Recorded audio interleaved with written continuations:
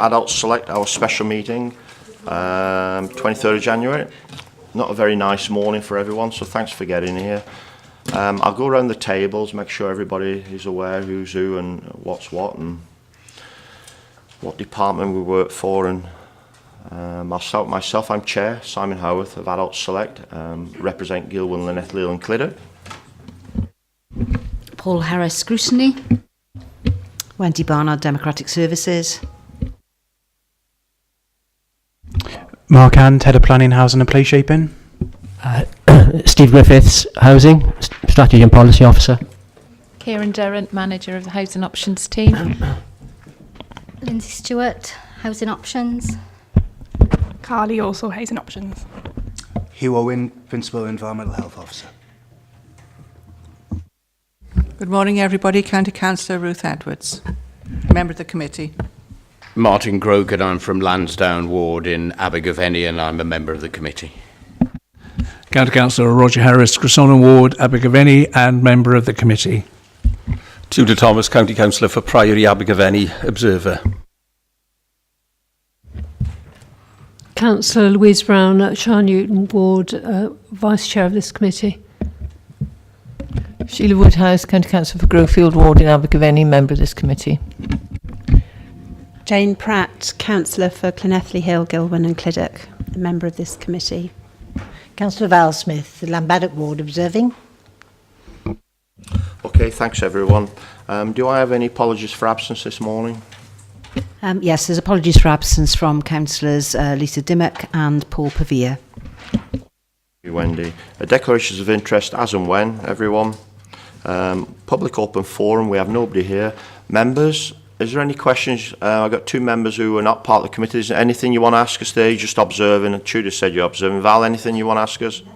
Okay, I'll allow you to come in after the committee if there's any questions you want to ask, okay? Committee members ask questions first, then if you want to come back in, no problem whatsoever, everyone, okay?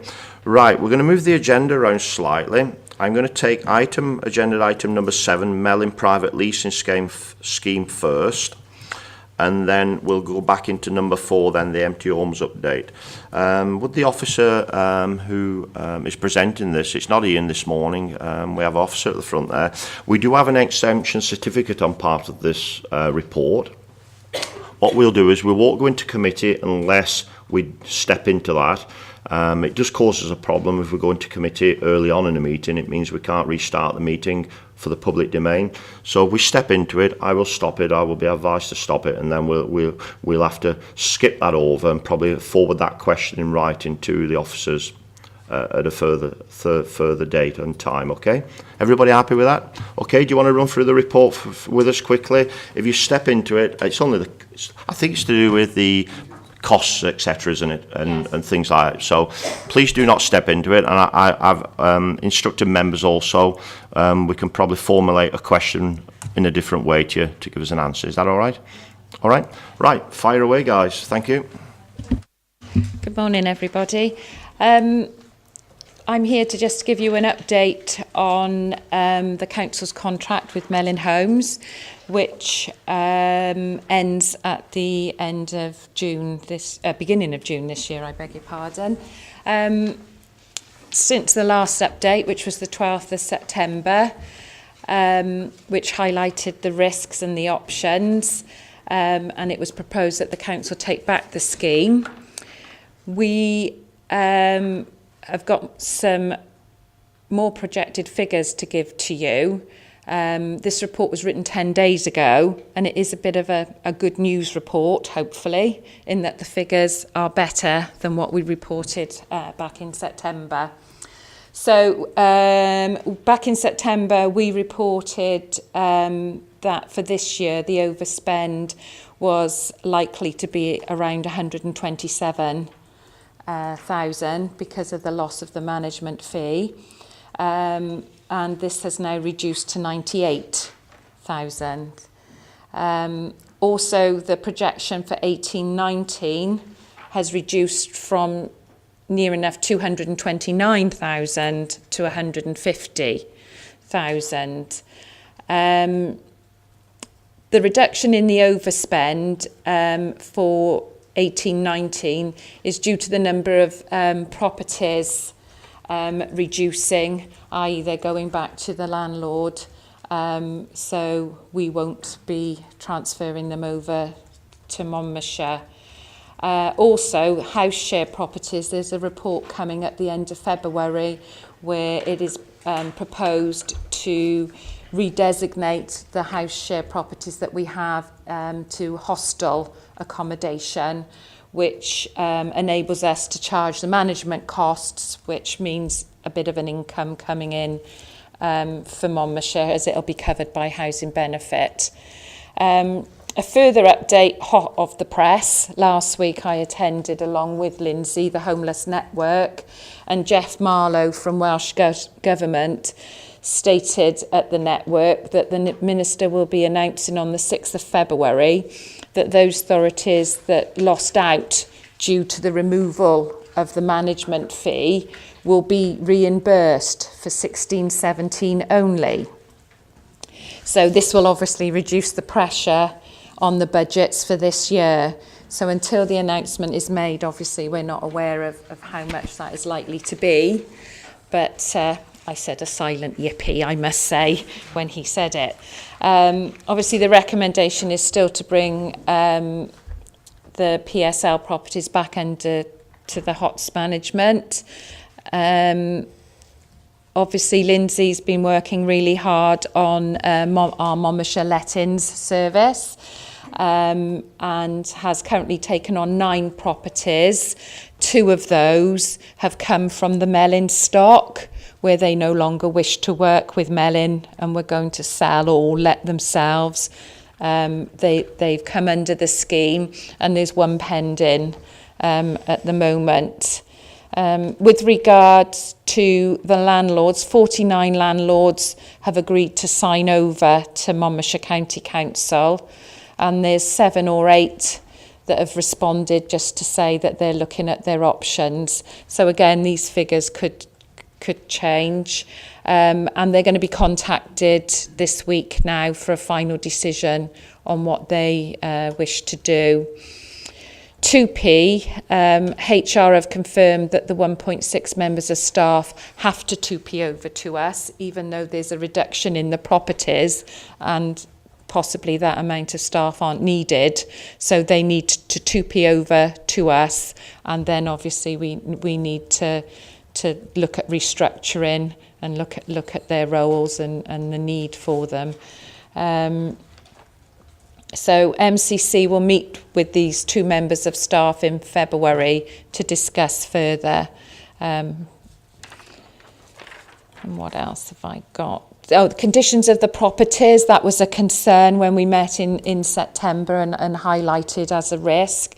So Lindsay's been out inspecting properties with Mellin, and 14 have been inspected so far, and there's another 7 booked in for the next couple of weeks. Access is a bit of a problem, but we are getting there.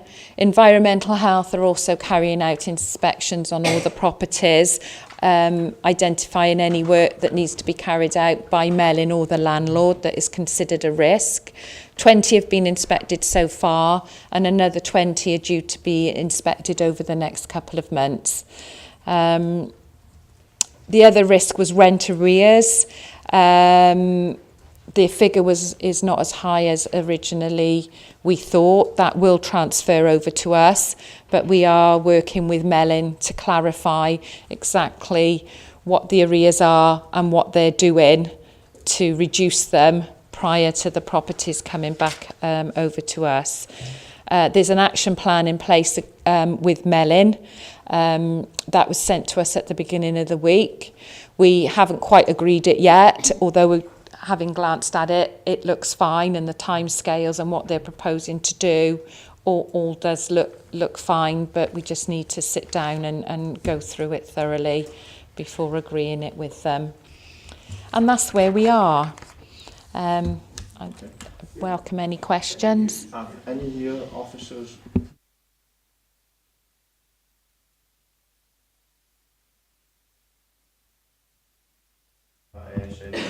Yes, we've assured housing. Anybody for that? Who gets charged for that?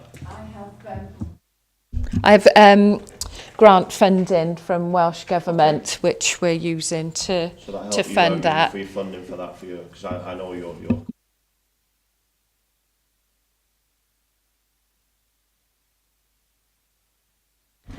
Thank you, and it's nice to have some good news stories in there, so that's a good start to the day. Can I just ask a little bit, obviously you referenced the hostel status. Can I ask you what sort of standards people would expect if they were, you know, housed in a property with hostel status? So what sort of accommodation is it? And typically, you know, how long would they be there? So what sort of facilities do they have? Do they have a lock on the door? Do they have a wash basin in the room? Can you just give me a bit more information, please? Well, it's currently based on our shared housing stock. We've got 60 units of shared accommodation. They're mainly residential properties, so they're up to standard. They're checked by environmental health before we take them on.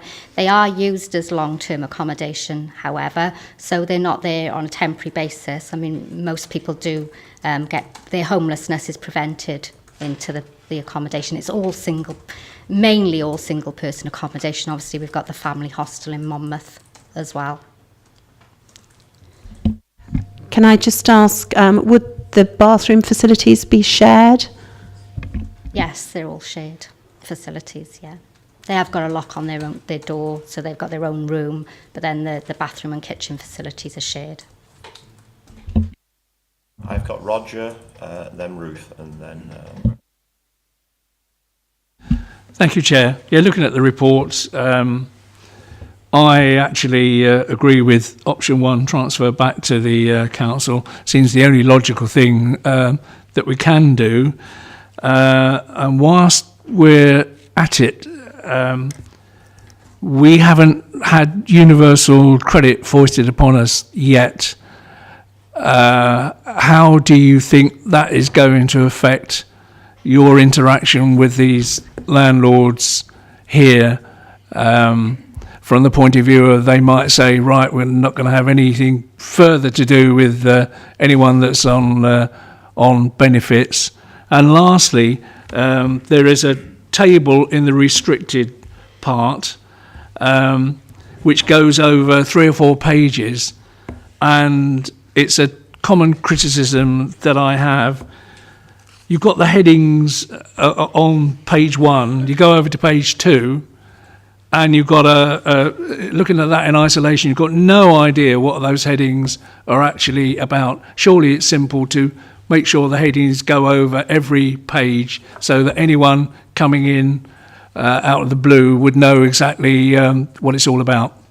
And it's not only this report, it's splattered throughout all our reports, and it makes it very difficult for us that know, if you like, what we're supposed to be doing, as opposed to anyone else that picks it up. Especially if it's on a computer, you've got no idea, you're flicking backwards and forwards. So if you could let me know the likely problems with the universal credit introduction. Okay. Can we have some thoughts on that? Yep. And the report as well. Can we just have a little thought there? It's not a massive criticism, but it makes it easy reading for us all. We've got quite a lot of new members here and understanding. So can you take that on board, please? I'll certainly feedback and apologies for that. Obviously, we're so used to dealing with it, we know what it means, and definitely apologies and taken on board.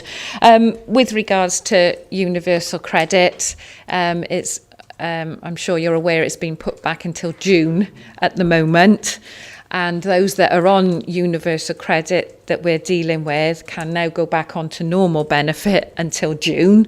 That's a bit of a saving grace, but it is going to impact on us, and for our team managing house share, it's just a matter of working with the DWP and also trying to get the benefits paid to us, because the majority of the clients that we deal with are vulnerable, and if there is a need or concern about a client being vulnerable, then monies can be paid direct to us. And when we sign them up, the team automatically fill in a form requesting that it comes to us. That's for the properties that we manage. So we can keep quite a close eye on it. In saying that, the universal credit payments are very slow, and I think it's quite fair to say a month's behind. It makes the managing of the rent accounts, even though we know the money is coming to us, very hard at a glance to work out what their arrears or what their balance is. Obviously, Lindsay's the lead with the Monmouthshire leasing scheme, and at the moment we're not experiencing any problems with that. But again, it's down to us and our monitoring and trying to get the payments direct to us. Okay, Roger, yes. Yeah, just coming back in there, what you said almost indicates that anyone on universal credit is automatically going to be in arrears on their rent, and that is not a good situation. And that that's something needs to be done about that, up at the top level. Okay, thanks for that, Roger. Ruth, and then Louise. Thank you. I reiterate a lot of what Roger has also highlighted then to you. But when you're saying about this shared housing, is it predominantly single people or are there some families? The shared accommodation is solely for single people. Louise? Yes, thank you, Chair.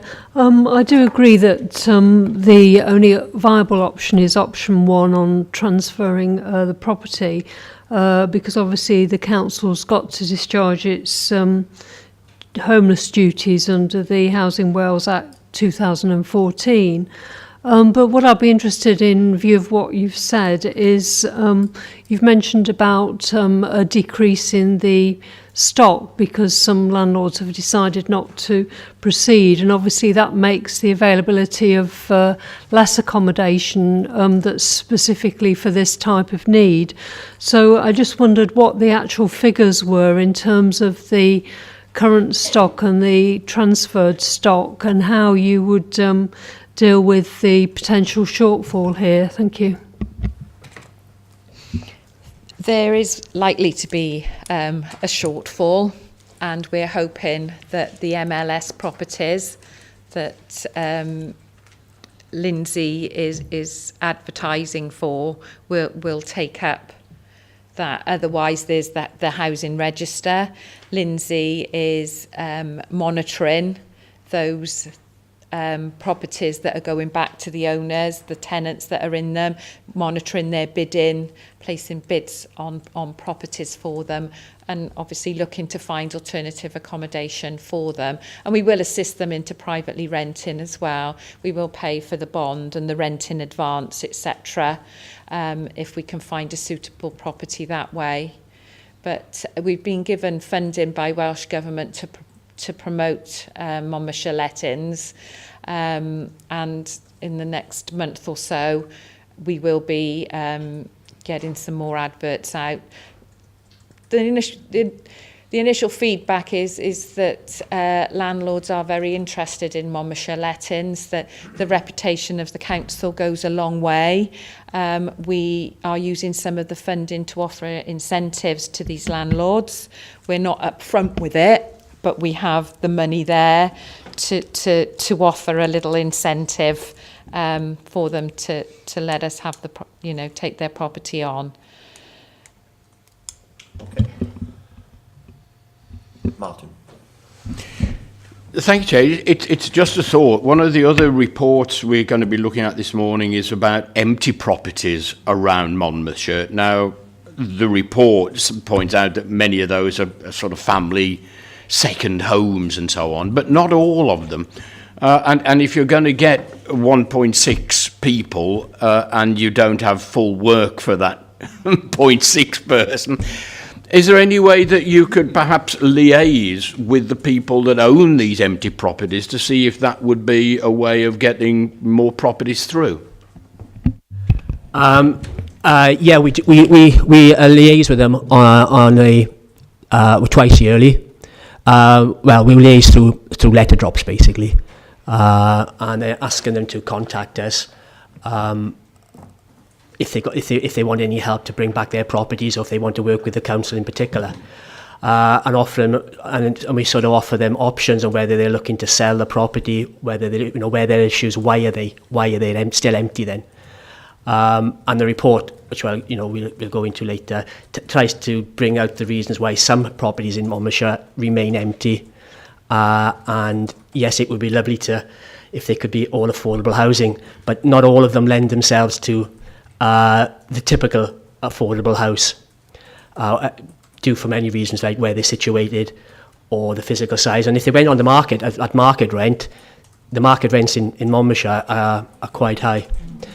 I mean, the one they talk about, talk about this later as well. I mean, there's the one advantage maybe with the bridge toll coming down next year, and it's like a double-edged sword at the moment. But it may persuade enough empty homeowners to sell up and bring those properties back in, because obviously their returns are going to be a lot higher now. I don't know. I mean, it's all anecdotal at the moment, isn't it?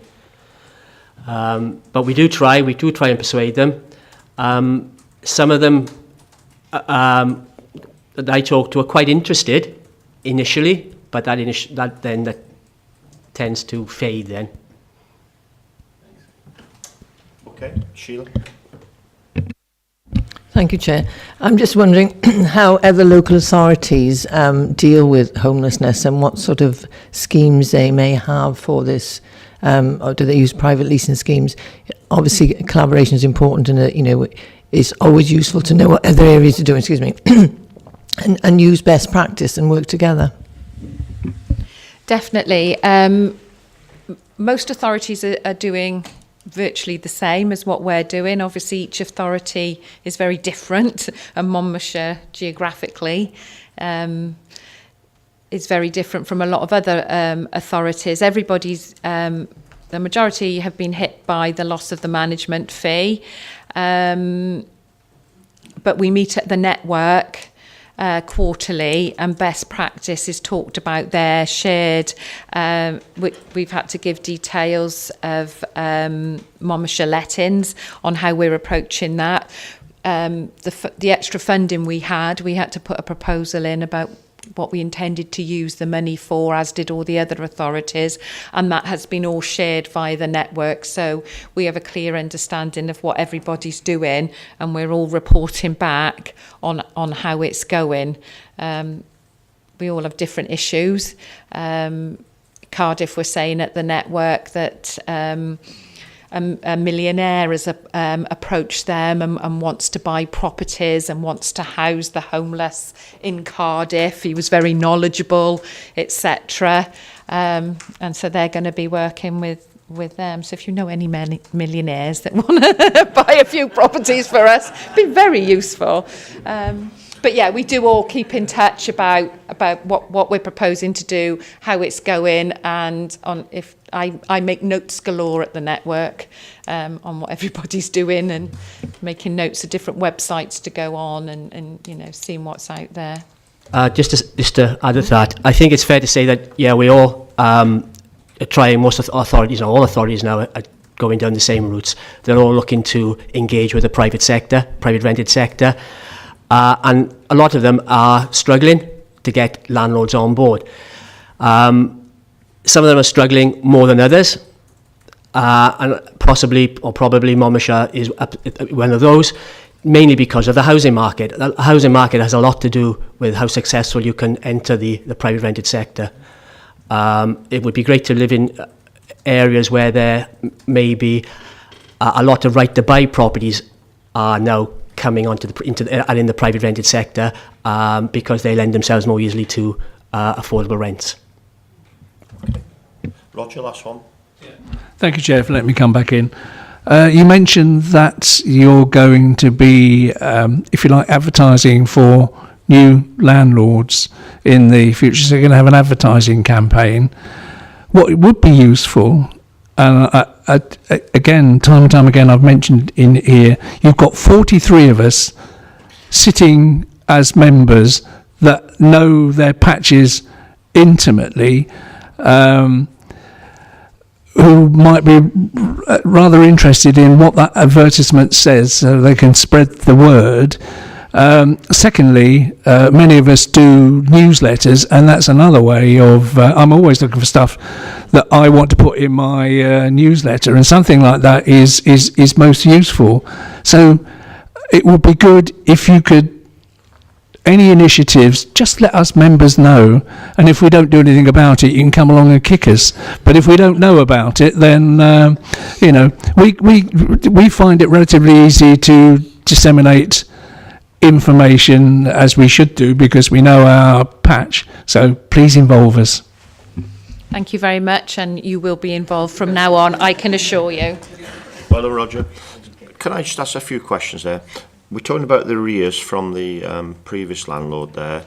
Will them arrears stay with them, or will they be handed over to us? They will be handed over? Be handed back to us. They will they? Yeah. Okay.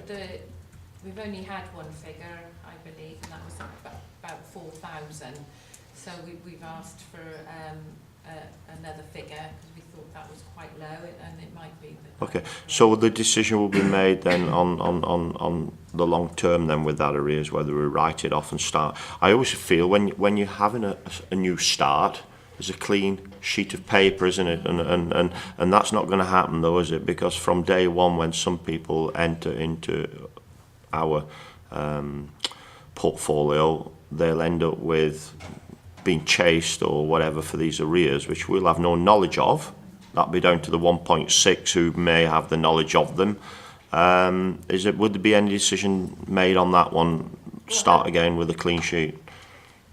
Possibly, but hopefully Melin will be addressing them before they hand over. That's the ideal. Okay, no problem. All right, just a quick question.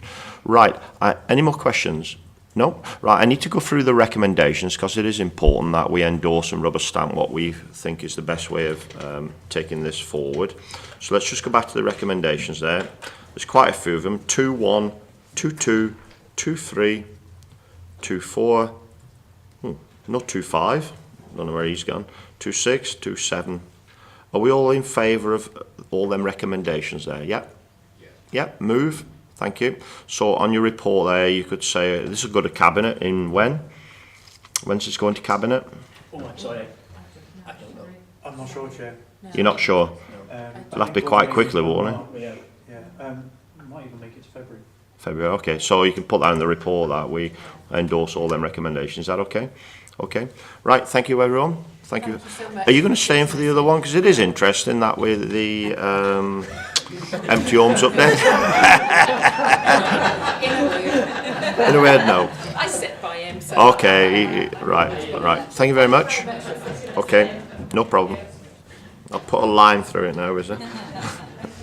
No problem. Right, let's get back into the agenda. So we'll go back into number 4, empty homes update.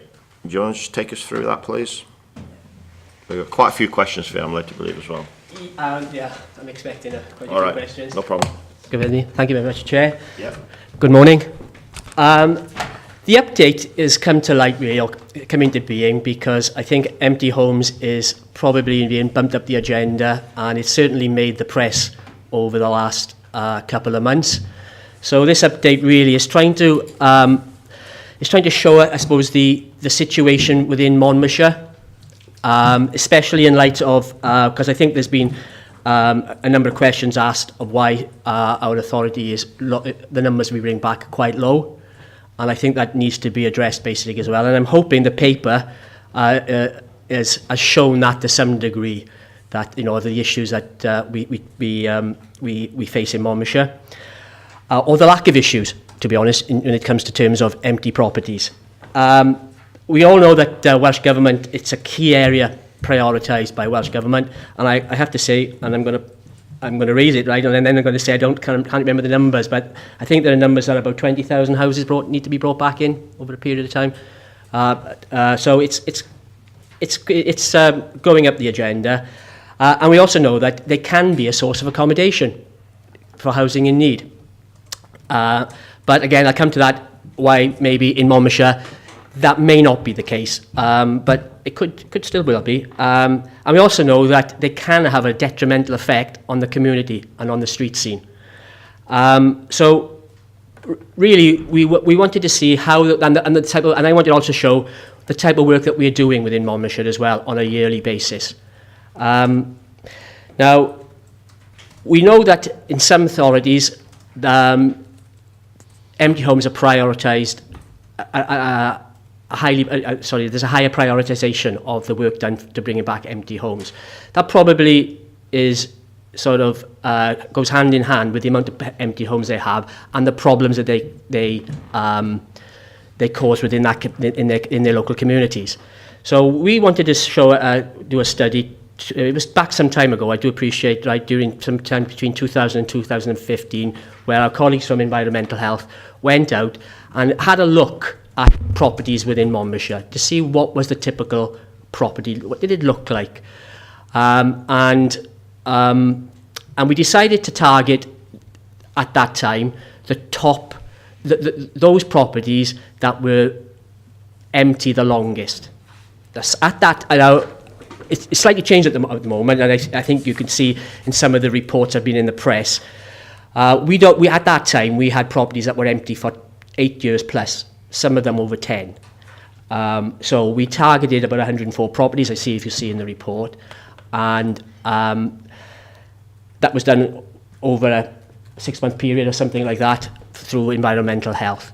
Now they follow. There's a criteria that they follow when they go and look at properties. And if ever a property is highlighted to us as being in a poor state, Environmental Health will go out and they follow a criteria to see exactly how bad that property is and what measures can be used to bring them back, or to improve them, sorry. Now, I have to say, it's not my area of expertise. But so if you have any questions along the lines of, the criteria to determine property condition, could I direct you inside to my colleague here there from Environmental Health, maybe after the event, after I've done my introduction. So I also then did something I also looked at properties during March last year, 2017. I went out, I thought, well, just to give me a feeling whether 2013, 2015 is still the same, you know what I mean? I didn't do the same properties, but just had a look at properties around the area. I started off on Google search, but then realised that some of the dates on the Google search maps were 2 or 3 years out of date. So I went and did a physical look. And I have to say, what you notice with Monmouthshire, as opposed to, say, and I haven't looked in the authorities' mind, but what is a typical empty property issue, we do not have rows and rows of empty properties that are derelict. If they are derelict or there are some issues, they're in the sticks basically, or they're out of the way, and it doesn't have a great impact on street scene. So I'll come back to that in a second now. We also know that a lot of other authorities as well have dedicated resources to tackling empty homes in their local authority. So we have a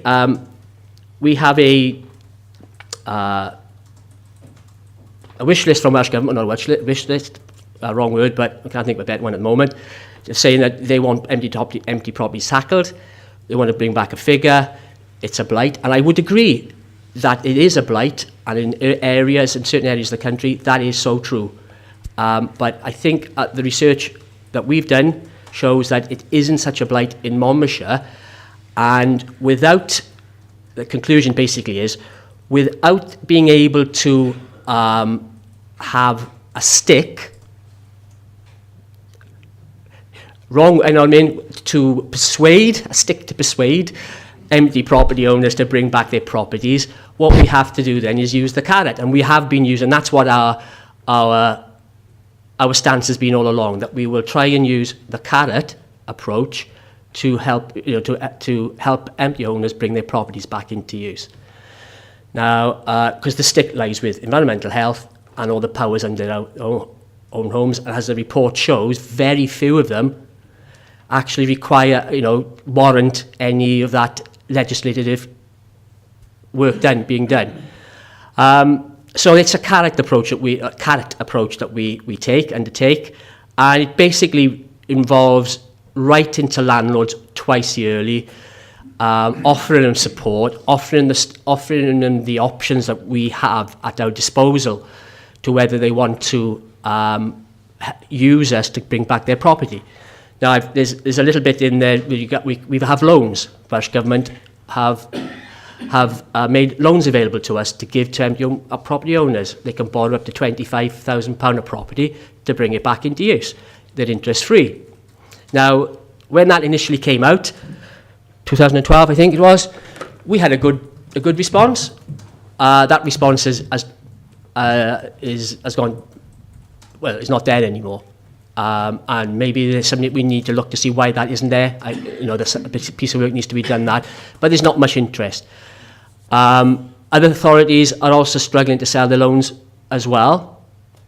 So there is an issue with maybe the loan system, and Welsh Government are trying to address that now and are introducing new terms and a new criteria for loans in the future. So that may persuade a lot more empty homeowners to take up loans.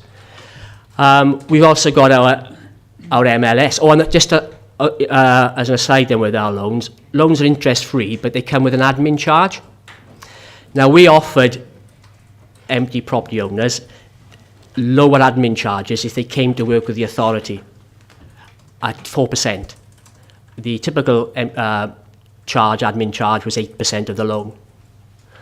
We were offering 4 as a more of an incentive, but in return, that if they took their 4% admin charge, we would then we would want their property for nomination rights, so that we could be able to put someone in there, manage a property as and they are landlords. It's sort of a landlord relationship. I have to say, I don't believe that's been taken up either, that option. So the carrot type of work is not working as well now, and I don't know why. I mean, it possibly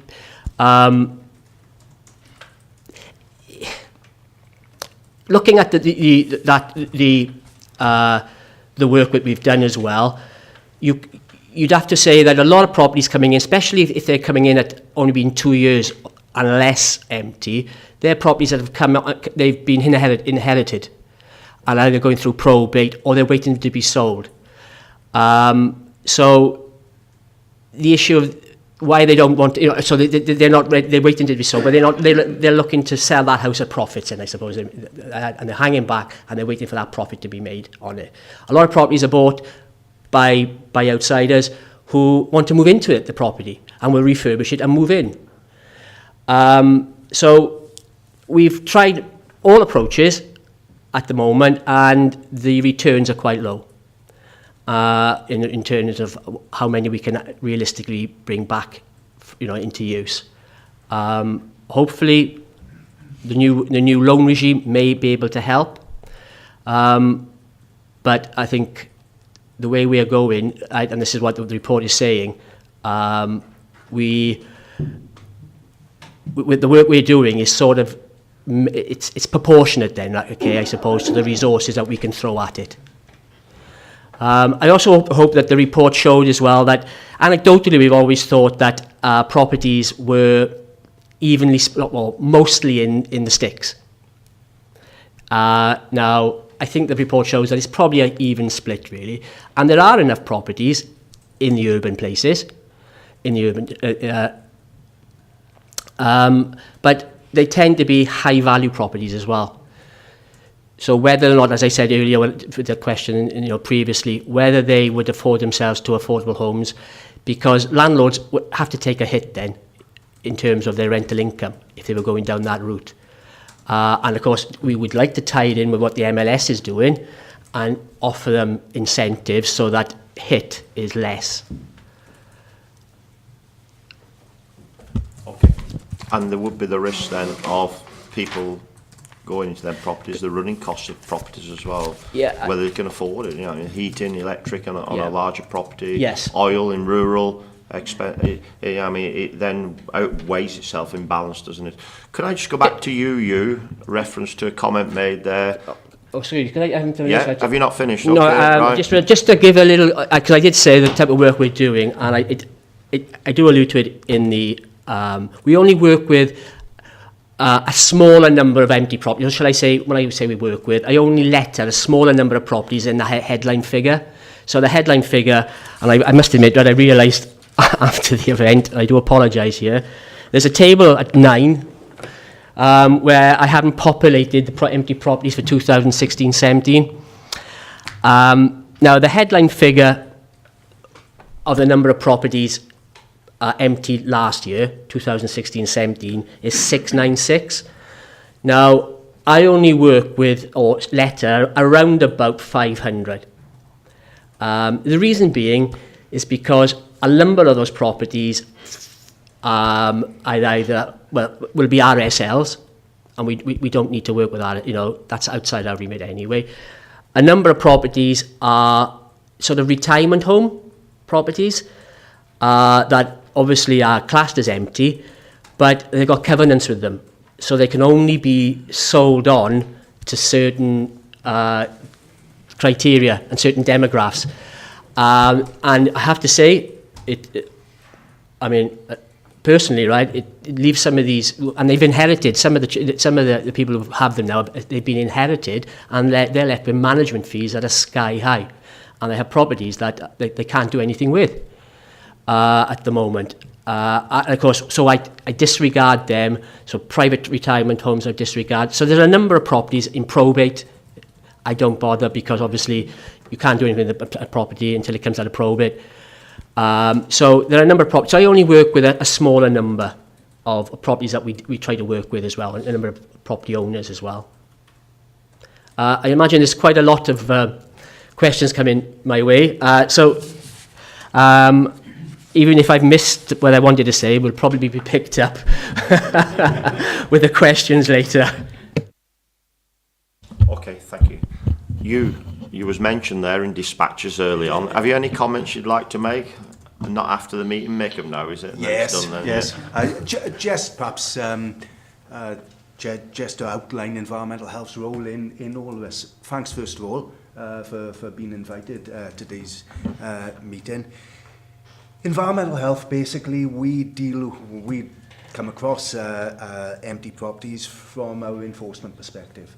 And because very often when a property is empty, there may be local concerns that the properties are insecure, that they are associated with problems with rats, that it's get fly tipping appearing, problems with fences kicked down, and on occasions, and in particular in many of the valley authorities, where you get an empty property in a row terrace house, where disrepair to the empty property occurs, results in damp penetration to neighbouring properties and that sort of thing. So initially, if any members of our community are concerned about empty properties, the complaints tend to come to environmental health. And we've now got a suite, and the legislation has been around for decades and decades, we've got a suite of enforcement powers available to us. So, for example, where a property is in a poor condition and is resulting in damp to a neighbouring property, we can deal with it under our nuisance legislation. If a property is infested with rats, we can deal with it under our pest control legislation. If a property is insecure, the common complaint that we get about empty properties is that they're insecure and people are concerned that children and youths are going to get in and they're going to fire damage a property, etc. And so we can require either the property owner to secure it, or we can do it and recharge them. So basically that's how we come across how environmental health's involved in the empty properties. We get very, very few complaints, literally just a handful of complaints a year, which I think, and it comes through in Steve's report, is because of the nature of our towns and certainly a very rural patch compared to many of our neighbouring local authorities. When we do make contact with the owners of empty properties, from an enforcement perspective. We also put them then in a direction of the housing department to say, and encourage them. Basically say, well, look, there are options to you, as opposed to just this property standing empty. So there's nothing worse. We all know the issues out there with housing, etc. And so we do then point them in the direction of Steve and the housing section. I know then Steve will encourage them and provide the various options and what solutions the council can do to try and encourage those properties being brought back into use. And that, in a nutshell, is environmental health's involvement. I know that from many of the neighbouring, particularly the valley authorities, on occasions they may deal with a particularly poor empty property, serve lots of notice, having to do lots of works in default, perhaps roof repairs, securing properties, pest control, and over time a charge builds up on that property. And eventually the local authority would take a decision to try and go through the enforced sale legislation. Now, thankfully, we haven't had to deal or go through that process in Monmouthshire. I think basically because we just don't have the same scale of empty properties, in particular the same scale of empty properties in our urban areas, which are impacting on neighbours. And when we do have to approach the owners, we're generally successful then in getting the property secured at their cost. Thank you. Mark, have you anything to add to what you've heard today and anything that you want to add in reference to the report? Yeah, thanks, Chair. It's just, I suppose, by way of a bit of a conclusion. I guess first off, Steve mentioned the performance indicator. I wouldn't pay too much attention to that insofar as it's a slightly odd measure. What we're measured on is the proportion of empty properties that come back into use via council intervention. So a fairly high number of ours, especially the ones with probate involved, they come back into use, just through their own means. So I mean, really, it's focusing on the outcome, which is the properties back in use. That's what we want to focus on and celebrate. Steve's mentioned we've got 696 properties. We only letter in 500 because we've excluded the other ones. I guess I just wanted to reassure you that we are having those conversations behind the scenes. You probably sat there now thinking, well, we've got potentially 500 empty properties, a massive affordable homes problem. There's a problem, there's a solution, off you go. But from our discussions, it isn't quite that simple from the reasons that Steve and Hugh have talked through. So we've got the issues with the location of the properties in rural areas. In some cases, their size, rental value and suitability as affordables. And then once you rule those ones out, in terms of bringing them back into affordable use and fixing that problem, we've also got the limitations of the sort of the enforcement sticks. So we are quite limited, I suppose, in the carrot enticement methodology that Steve's outlined. But we have got those tools, those environmental health tools that Hugh's mentioned. It also refers in the report to the other tools under the planning legislation and building regulations that can come in. So ultimately, we do have powers. You can do things like empty dwelling management orders, enforce sales and the like. But the situation has to be pretty extreme to get to that, and it's pretty slow as well. In a former life, we dealt with 2 or 3 properties in that way, still trying to recoup the money now, I think, via the courts, and it was over a decade, I think, before they got brought back into use, and they were really quite extreme city centre examples. So I guess I just wanted to reassure members, that sounds like a list of excuses, we know we've got the tools, we're using them where we can, but it's perhaps not the easy solution to maybe affordable housing that might immediately spring to mind, because that's the way I started looking at it, thinking, well, there's a problem, there's a solution. Why haven't we cracked this? But we are working as far as we can. But if you've got other examples or good ideas, then we're more than happy to look at them and see if there's better things that we can be doing. Okay, thanks, Mark. I wish it was that easy in everything. Members, questions, please. Roger, Ruth. Thank you, Chair. Steve, can you remind us and anyone viewing what the council tax legislation is regarding empty properties so that we're familiarised. Secondly, you're talking about seemingly a running total of about 500 properties per year. How does that equate to the total number of properties that we have in the council that are actually paying council tax? And basically, you may not know the answer to this, but obviously there will be a drain on council resources if we've got empty properties. At least 6 months of that time, if I've got my facts right, they won't be paying council tax. How much of a drain is it on the council per year on council tax not being able to be collected?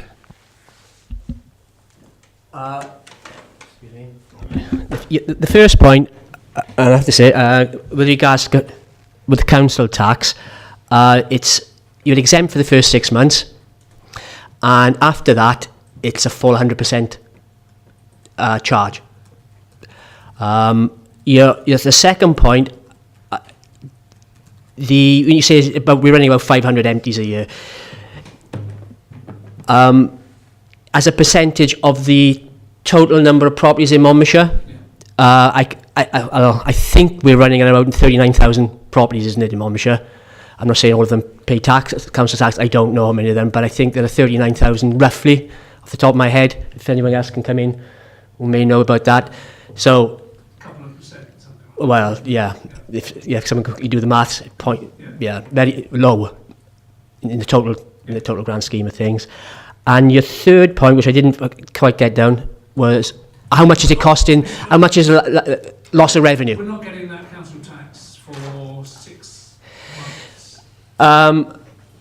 I think that'll have to be taken up elsewhere because I'm unable to answer that. But it's common, that 6 month period or that exemption throughout the across all local authorities.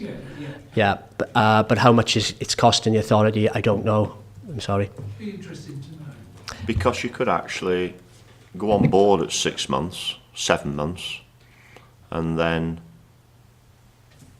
the individuals then move on. So then the landlord has another 6 months, and then somebody else goes in there thinking, well, I'll have a 3-monther here, and then they put them in for 3 months, pull the pin again and get another 6 months. That could happen as well, couldn't it? I think the point you're making is, Roger, is online we may have 20, 30 or 100 properties each year coming on at 6 months exemption, and we may have 100 going off, but that'll be really hard to calculate, wouldn't it? Because you'll have them coming in and going off. Yeah, that certainly happens. Yeah. And the PI, it's a snapshot in time. So we look at the number of properties claiming to be empty on the 1st of April of each year. Now, and that could be, well, what was it, 696 for 2016?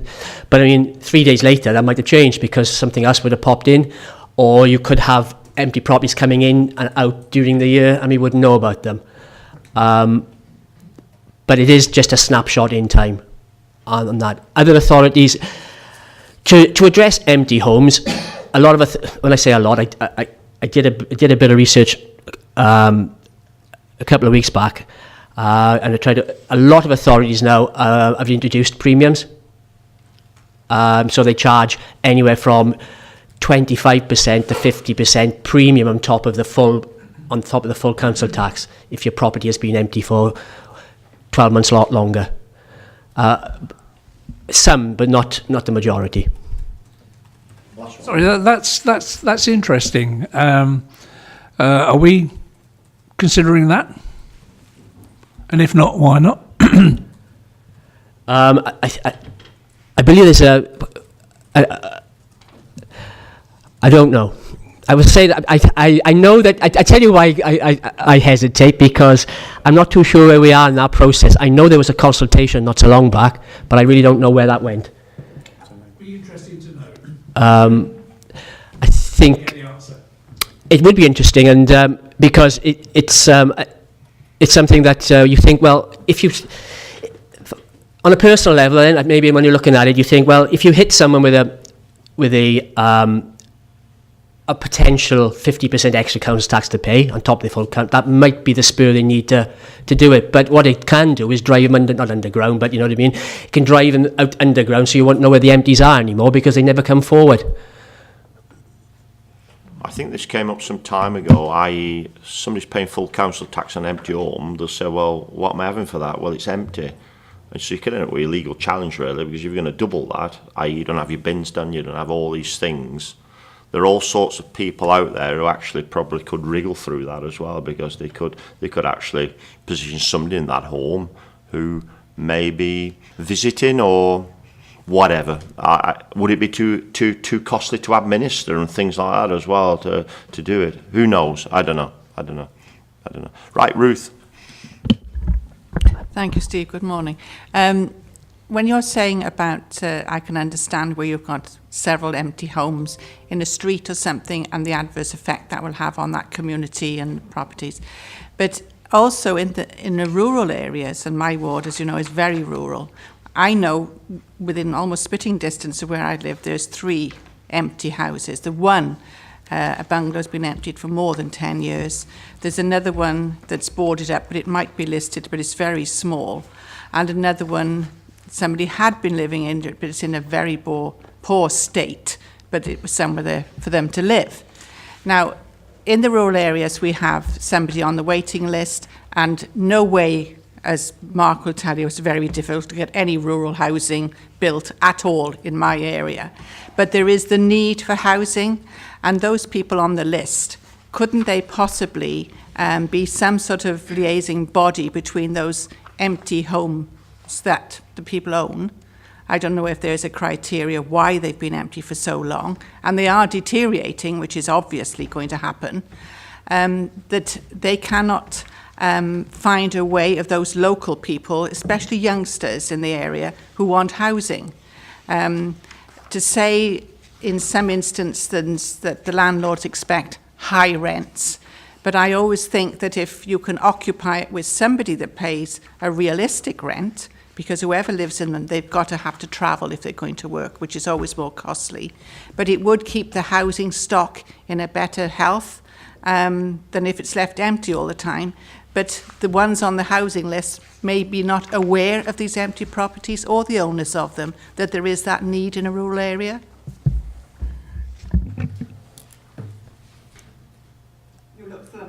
You know, I'm just looking to see how I can formulate the answer. You know, the sentiment is exact. I don't know why sometimes empty homeowners leave their properties empty. I mean, they sit in them for a number of reasons, possibly the amount of work that they have to do. With those 3 in particular, they may well not be classified as empty. They could well be. I don't know how the council tax system works, but you can have exemptions. There are a number of exemptions, and they may be classed as unfit for human habitation or whatever, and therefore they're not on an empty property radar then. So now when you say there's a liaison between, I imagine you mean between the owner of the property and the waiting list, so to speak. Well, I suppose that would be me in reality, whereas if they were interested, and of course I would letter drop them, unless I'm told where they are and they're not on the list given to me by council tax. We don't go out and visually inspect the area. So we do and rely on information coming in from the general public or from yourselves. So if they're not on the list, they don't get highlighted. But if they are, we normally go out and we try to make contact with the owners. And we drop, letters as well, asking them to come in contact if they want our help. And again, that would be the carrot. Come and ask us if they're that bad and a generalised. So then, of course, we then bring our colleagues in from environmental health. But why they sit on them? Why don't they, as you say, make something out rather than nothing? That's something that I think that we could. I'm thinking of doing. I am doing. I'm just drafting it now, ready for next year. Now on the next batch, sending out a questionnaire asking empty homeowners why their properties are empty and what would it take to bring them back, and how we can, and what would they want from us then, particularly to bring them back into use. Could I come back to, because obviously when it comes to a rural area, very often it's the youngsters that work in those local areas that cannot get housing, and they're sort of still stuck, married with their parents. Yes. Yeah, and, yes. and it's very sad when there's a couple of houses in the locality that could be brought back into good use, which would be an advantage to the empty homes themselves. I would totally agree with you. And as I say, it's number of factors why they're not being brought back in, not being moved on. And well, that would be the other point, is that if they were brought back in and there was considerable money to bring them back into use, then the landlord would be looking to recoup that money through his rental income, wouldn't he? And that may well be then, up in the 1,000 or so in the sticks. And so you have to have a decent. No, these are very small properties. Okay, Mark. Yeah, Jed. I was just thinking really briefly then about Roger's offer earlier of all the information you hold as members. Steve will probably kick me for this, but I'm not suggesting the members go out and do any more work, but probably relatively fresh in your minds from May, you'll know of properties you came across canvassing and the like that are empty. It might be worth us trying to get that information from you if you've got it in your heads or relatively easily to hand. So we can cross-reference it against what we already know. I mean, the one you mentioned has been empty for 10 years. I've no idea if that might be on our list. If we've never noticed, because everyone in the locality is so used to it being empty, they never told us, and we haven't gone past. I don't know. It might be worth us gathering that information and cross-referencing and adding to Steve's 696 potentially. Sorry, Steve, but we could at least have a really comprehensive look at it. And the idea of the questionnaire that Steve mentioned, I think that's something we should pursue. And try to get to the bottom of why they are empty, what's motivating or not motivating the current owners, and if there's anything else we can do to intervene in that. Okay. Just to say that there are times when members of the public do inform me of empty properties, and we always go out and have a check on them. And I think I've passed a couple on to environmental health over the last year or so, especially in the Mager area, in particular. 2 properties there. Louise? Yes, thank you, Chairman. I think obviously there's been a discussion about the council tax exemption. I think it's quite reasonable to have this 6-month exemption, particularly in relation to inheritance properties. I think it would be helpful actually if there was sort of a breakdown of percentage-wise and number-wise as to the reason why the properties are empty. I mean, and I think the sort of properties that obviously need targeting would be the one that's been mentioned by Councillor Edwards, which has been left for years on end and nothing's being done about. The other question I've got is, you mentioned about a 25,000 loan and a 4% admin fee. I was just wondering how that compared to general loans, because obviously the interest rates are quite low. So, it might be possible for somebody to get a loan without necessarily paying 4% on it.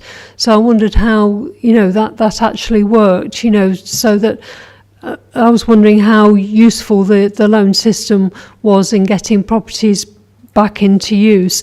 But I think there's all sorts of reasons, not necessarily the fault of the owner-occupier as to why a property is empty. And I think we need to look at that in more detail and sort of drum down the ones that really do need looking at, because obviously there is the talk when somebody has probate of a probate year, and it does take time to actually sell property, and that might be just the simple reason it's empty. So you're not talking about something there that's on a long-term basis, but what we want to nail down is the ones that are being left and just sort of ignored and need some work doing on. Thank you.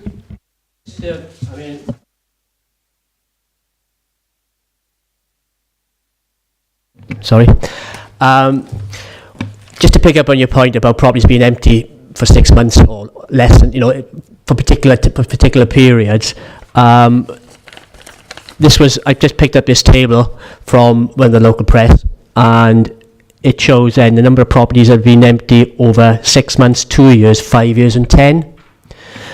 And the vast majority of properties would be over 6 months, but under 2 years. If you look to see properties from Monmouthshire, you don't have this in there. This is something I picked up within the last week or so. The properties in Monmouthshire, we have 148 properties for less than 2 years. They've been empty for less than 2 years. So out of the total number of properties empty, 148 of them are less than 2 years. Less than 5, it's 79. And then we have nothing then under 10, or over 10, sorry. And between 5 and 10. So it's, the great majority of them are, sorry? Yeah, well, that might not be on our records. They may not be on our records from council tax. And to be honest with you, right, yeah, the empty homes issue may be greater than the figures there, because a lot of people will not declare it. There's no need. Years ago, we used to offer a 50% discount. You had your exemption for 6 months, and then after that, then you had a 50% discount on your council tax. Well, that probably acted as an incentive for people to declare their properties as empty. So you had a relatively good database that you could think, oh, that's fairly accurate, I would have thought. Nowadays, because there is no exemption, there is no point in declaring it. And then coupled with the fact also probably when we had the 50%, we were more proactive in terms of council tax to go out and actually verify it. Because the one thing you didn't want to do is offer another 50% discount. You wanted to prove A and B. Because now that you're getting that to 100%, maybe the council tax are not verifying properties that are still classed as empty. And that's something that and I think the environmental health saw as well, is when they would go to these properties, not a huge amount, but a number of them would be reoccupied. Okay. Jane? Thank you very much, Chair. I live in, same as Simon, in Llanelli Hill, and in fact the house I live in was a derelict miner's cottage in the 1980s, which was probably done up with a grant, etc. What I'm concerned about, and it's really part of the wellbeing agenda, is homeless properties, empty properties rather, and empty buildings. And I think if we look forward 25 years at what we want to see in our area and where people are going to be living, we've got a lot of challenges. And in my particular ward at the moment, there are a number of properties that are empty. There's the old school at the top of Llanelli Hill. There's the old Drum and Monkey site, the old hotel site. There's a shop in Clydach. And the street scene is really not helped by these empty properties. I was talking to the owner of the other school, who's actually done it up as a home, and he's got a site at the side of his property which he wants to develop into homes. But he has got the problem that the parks have said to him, oh, you have got to have at least a certain percentage of these homes have got to be cottage industries. So really my question to you is, we are letting the young people down in my area. All the benefits of being able to stay near their families and having a family network, they're not able to afford the properties. We've got the challenge of the parks and the conditions that they are putting on people who are trying to develop, buildings and provide homes, affordable homes, and they're coming up against all these issues. So how are we working with the parks to develop these empty sites? And there's also derelict farm buildings and all those type of properties as well, so that we can actually mould a place in the future that is going to actually accommodate our young people, so that we can encourage them to stay in the area, work in the area, and have a vibrant economy and community. Follow on from that as well is, especially in certain areas, actually our associations can't find tenants to go in them properties because no bus services, and their flats and their houses will stay empty as well. I won't say the areas, but they are there. They'll stay empty as well. The class is empty home. How many have got on the waiting list for empty home? We got, or on the waiting list for a social house or for affordable home, we've got thousands. And I just find there's no balance with all this.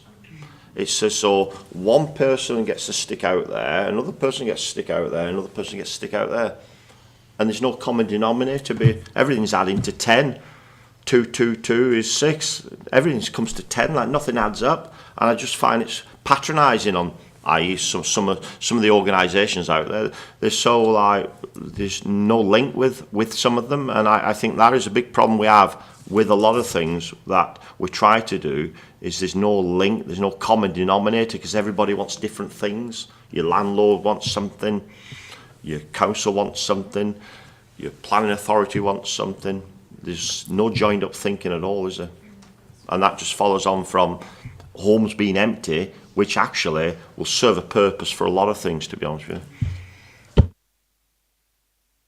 you. Chair, I'd agree there's certainly a risk of there being a lack of joined-up thinking at times. It's more challenging in Monmouthshire than some areas, I suppose, because we have got the added dimension of the park. So, but the bit within sort of wholly our county council gift. So with Monmouthshire, we've got our LDP within local planning authority area, so we can set what those policies are. I mean, I literally oversee planning and housing, so hopefully I'm not having a battle with myself.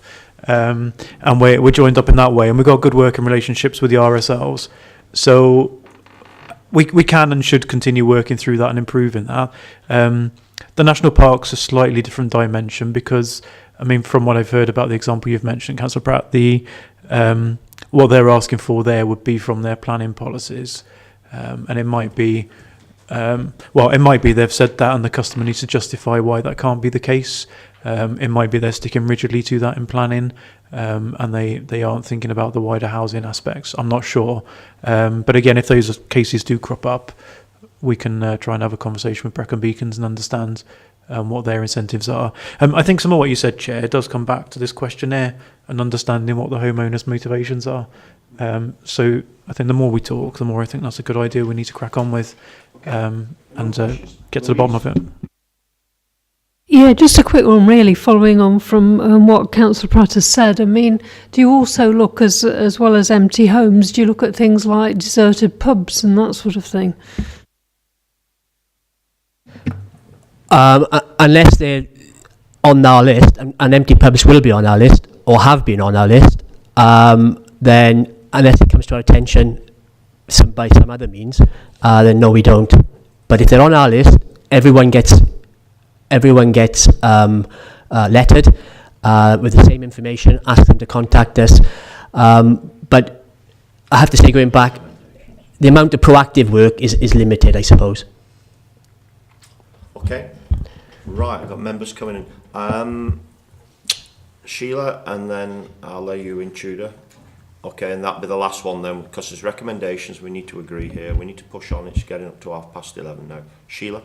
Thank you, Chair. Just an observation, really.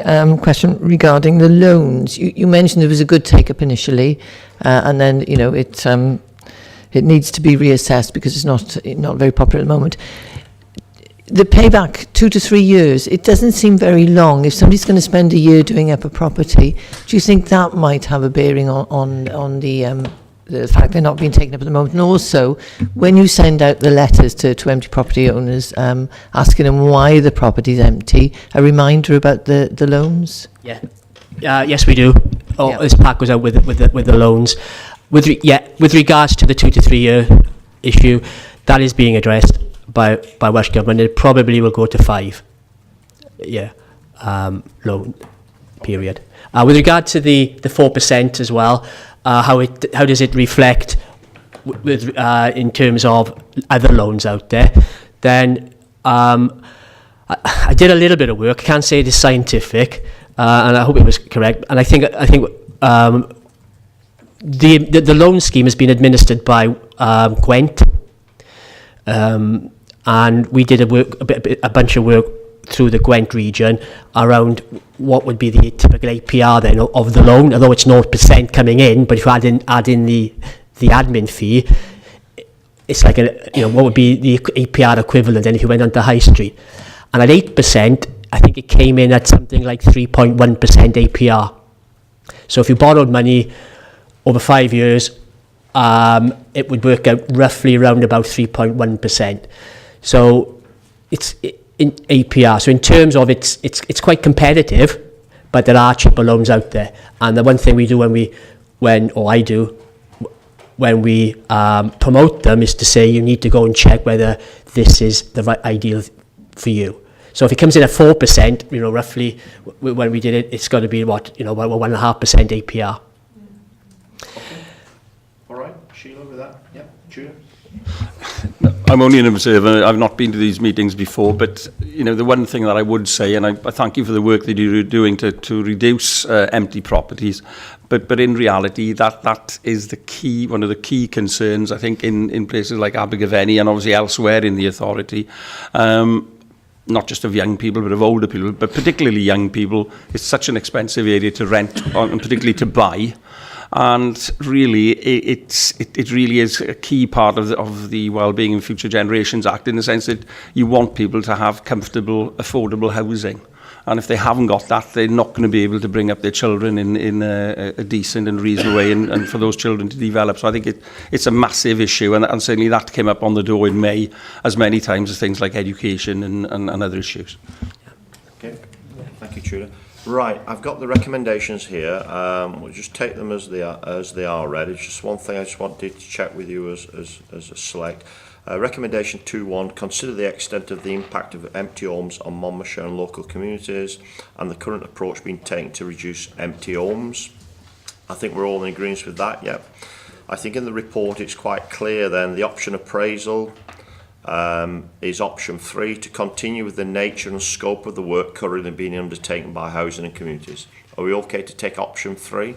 Yeah, okay. Show of hands, please. Thank you. Thank you very much, all 3 of you. You're in for next report, some of you. Yep, well done. Right. Busy morning. Agenda item number 5, Gypsy and Traveller Pitch Allocation Policy. Thanks you.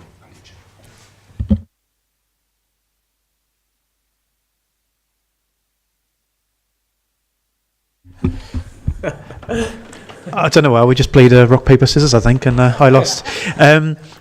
I'll just cover this one really briefly, Chair, if you're happy with that. The paper's been to the Select Committee previously, and the request from the committee was to consult with the Gypsy Traveller stakeholder group, which we've duly done, and we're just bringing it back. We only had one consultation response, which, to summarise, was that in the absence of any sites, the policy was a bit premature. They didn't actually give us any feedback on the policy. So we're bringing it back to this committee for endorsement of the allocation policy. I guess in response to the suggestion that it's all a bit premature, I can see the point, and we don't have, as you'll be well aware, we don't have a council Gypsy and Traveller sites at present. However, from past experience, I do think it's worth having this in place now, because when we do start on that process of identifying need and sites, the communities will ask how will the sites be managed, who will live there, all those kind of questions. So having this allocation policy up front so people can understand who might live on the sites and how those pitches might be allocated, I think will be worthwhile. So yeah, it is slightly premature, but I think it is worth pursuing with it. And it will be helpful at the next stage of the process. Okay. Questions, members? Okay. Could I just ask them, Mark, during the LDP process, have we anything in the LDP which is saying, I always remember some legislation by Welsh Government, you actually needed to look to earmark a site within the authority boundary, or, and I think the or was the big thing for Monmouthshire's, adjoining authority, whether it was near the border. Is that correct now, or has that changed? Chair, there's increasingly strengthening policy and guidance in favour of finding pitches for identified need. And we recently, again over 2 years ago maybe now, had to do our Gypsy Traveller accommodation assessments, which only look forward 5 years. But whereas previously we've always found that there hasn't been a need in Monmouthshire, this recent study has found that there is a need for some pitches. So we need to assume there's a separate bit of work going on that I know about with the LDP review. Assuming we get to the position where council agrees we need to revise the LDP in some way, shape or form, then this will, I suspect, undoubtedly be part of it. So we need to look at what the need is going forward over the next plan period for the LDP, and also understand what the actual needs of those people identified is. On the GTAA, all, if not the majority, have identified their preferences to have a privately owned site, which will need some assistance from us in the planning authority to identify and give permission for. But there may be a need arising from that study, and I think there probably is a need anyway for a council site. So the simple distinction is it's essentially the same as council house versus market privately owned house. Although at the moment there doesn't seem to be identified need for a council house equivalent, a council provided site, it will give us all kinds of advantages in the future. When need does arise, we will have alternative sites to locate people in, if we have unallocated sites coming up that are unacceptable. Whereas at the moment we have no alternative. I try not to look at Val too much because she's got a very current situation in her ward at the moment. Where that situation has arisen. So, yeah, it is going to come forward in the next LDP, Chair, in answer to your question, and it's something that we very much need to look at tackling head on. Yeah, and I think for the record as well, we seem to be having more communication now with people looking for sites, don't we, than previous, and that will have to be addressed because it does probably cost us a lot of time and a lot of money trying to resolve issues and problems which arise. And I won't say anything more than that, but we need to look at accommodating, because people do have rights as well. I think in my last term as council, we did have, from Strong Communities, we did meet with travellers and people who had all different aspirations and different needs as well. It was very interesting. I think we met with Ian Bakewell there, and it was quite interesting. So it may be we will adopt the policy, but I think something we need to keep an eye on. I've got one member just signal want to speak, is Ruth. I don't know if we need any clarity on it, but considering Mark is discussing sort of sites and so on, should we have declared, several of us, that we're on the planning committee? I think it's not a decision-making process that we're going to make here. We're just scrutinising this document, Ruth. Right, no more questions. Right, we've got 2.1, to recommend to Cabinet that the Council adopt the proposal policy with immediate effect. And you've gone for option 2, yeah, on the report, yeah. Everybody happy with that? Yeah, move. When will this go to Cabinet, Mark? Very soon? Yeah, next month, I think. Next month, okay. Right, thank you, everyone. Agenda item number 6, the safeguarding performance. Do we have anybody here? They're on the way, they are, okay. It's 11:30. Would you like 5-minute tea break? Are you okay? You want to push on a 5-minute? 5-minute tea break? That will suit me fine. Right, we'll have 5 minutes. You'll be back in here at 20 to 12, yep. Thank you.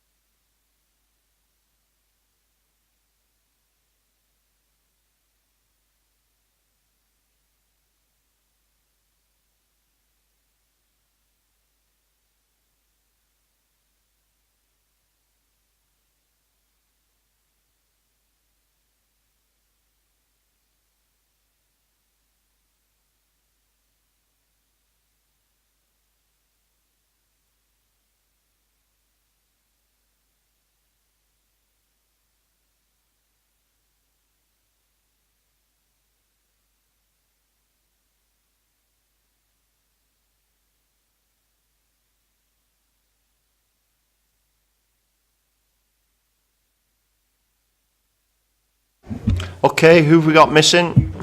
There you go. That's it, I think, is it? Anybody else missing?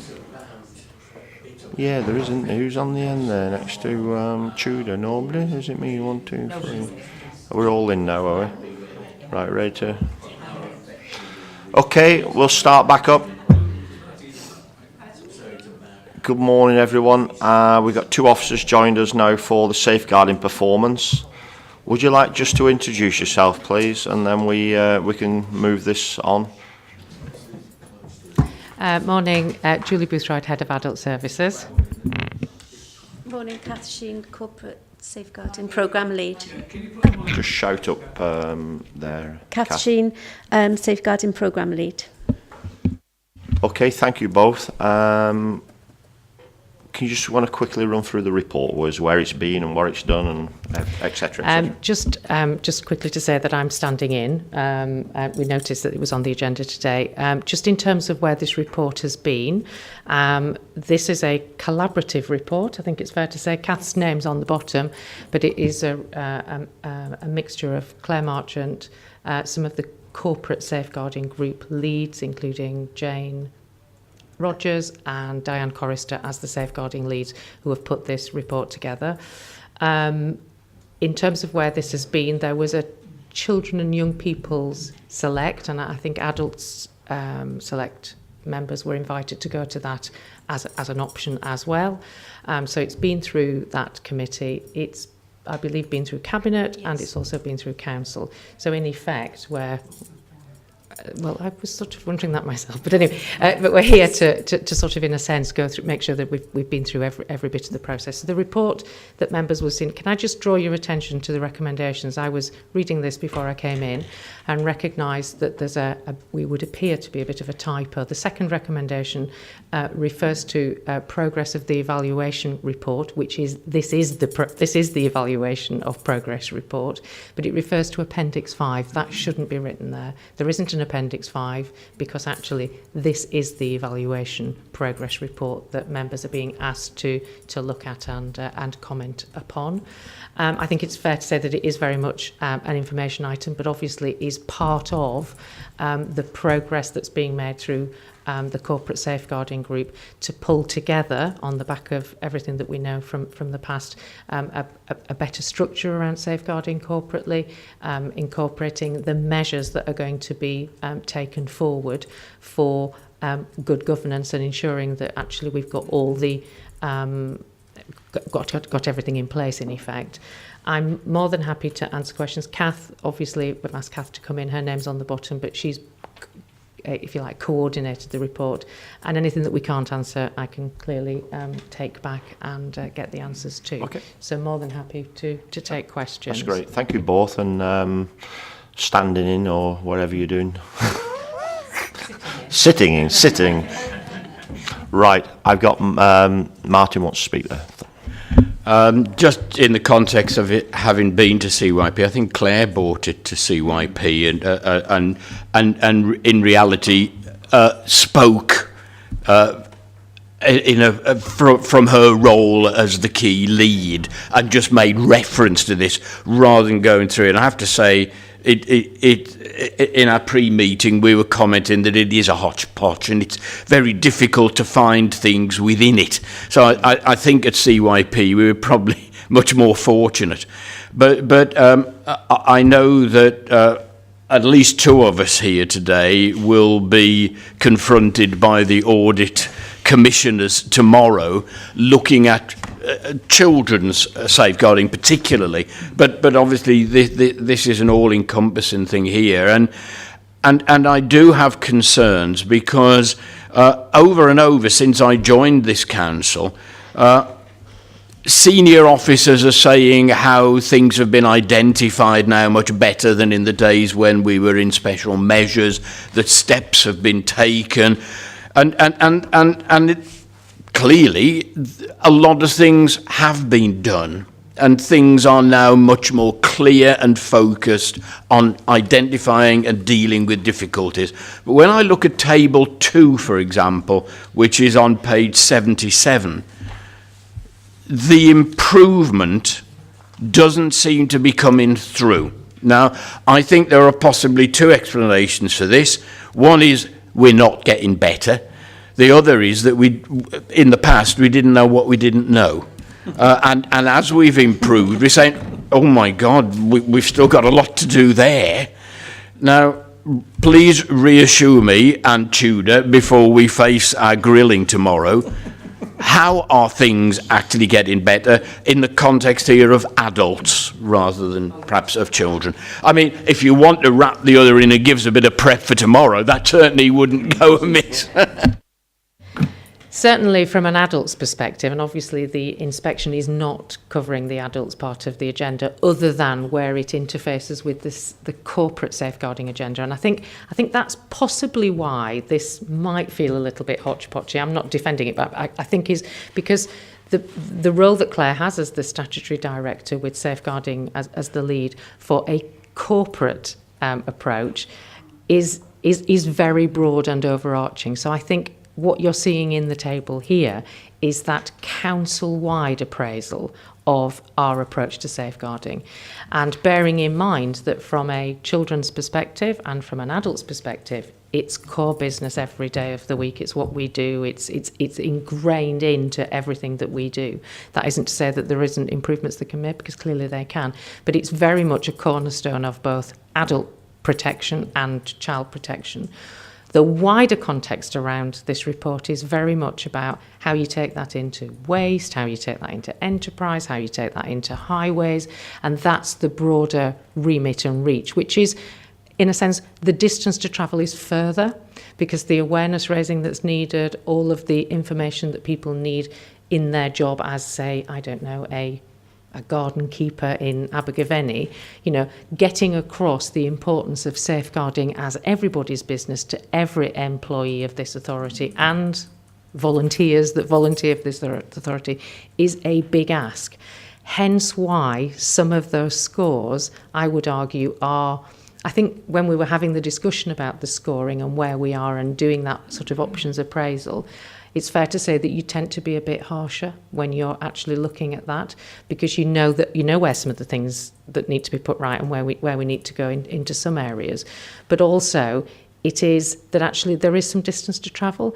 We are all at slightly different places, and trying to aggregate to a mean is made up of all sorts of different things. So, I think we have to try and understand safeguarding as a corporate responsibility, but within that there are areas of the council, be it in education, be it in children's services and in adults, where it is so much more prevalent and core, that it is day-to-day business. From an adult's perspective, I can reassure you that the process and procedures that we've got in place, and certainly through an adult's lens, it's everyday business. It's what we do. It's what we've always done.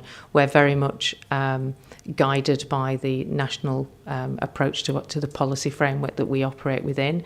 But we have extended our team over the last 5 years from 1 individual to 3 individuals, and we are now going to be moving into the safeguarding unit with children's. So we're in quite a robust place, I think. The new Act has given us new responsibilities, which actually mean that we've had to, in a sense, alter our thresholds. So the duty to report, which is a much broader remit around adults these days, means that actually our numbers have really gone up, and we're having to do some work internally to say, is that, not that it's not real, but actually it's a good thing. Or we have to decide, is a high number good, or is a medium number good, or is a low number good? And that's some of what we're trying to work out at the moment. But certainly from an adult's perspective, the process works. It's both in the specialist bit of the arena around adult protection and the team, but it's also managed through the whole of the service as well. So I think I can sit here as head of service and say I'm confident about the approach that we take in adult safeguarding. We're going to have some changes in personnel this year, which, if you ask me in 6-9 months' time, we're going to have to rebuild where one of our very long-standing POVA coordinators, adult protection coordinators, is leaving. She's a great pair of hands. She's retiring, lucky her. She's retiring, and we're losing quite a bit of expertise there. So we're looking at how do we build, how do we make sure we get the right people back into that service, and how do we keep that approach moving forward? Because when you lose somebody with so much experience, you do lose some of that legacy. So it's about how do we make sure that moves forward. So I can talk about adults, obviously, quite a lot, but from this report's point of view, it's trying to, if you like, marry both the corporate and through that children's lens that is subject of the inspection this week. So I hope that gives a bit of context and a bit of reassurance to those of you that are going in front of inspectors tomorrow, which I'm not. So, Roger. Thank you, Chair. In many respects, it was interesting to hear basically the report being put together by a committee. All I can say is thank goodness for that. Don't let it happen again, please.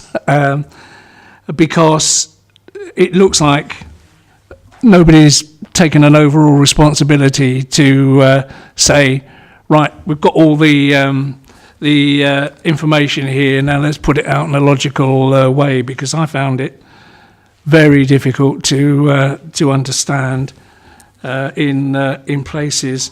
Can you just tell me why it didn't go before the adults, before it went to council? I didn't quite get that.